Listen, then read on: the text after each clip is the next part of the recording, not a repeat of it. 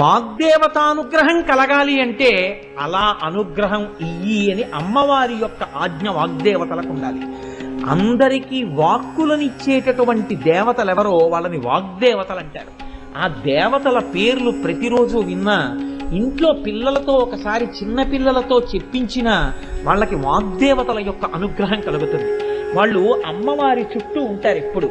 ఆ యనమండుగురే అరుణాదేవి, కామేశ్వరీదేవి, కౌళినీదేవి, జయినీదేవి, మోదినీదేవి, నళినీదేవి, విమలాదేవి, సర్వేశ్వరీదేవి. ఈ యనమండుగురులో వసిని అన్న పేరుతో ఉన్న దేవతని అనుసంధానం చేస్తూ వసిన్యాది దేవతలు అని పిలుస్తూ ఉంటారు. ఈ యనమండుగురు వాగ్దేవతలు.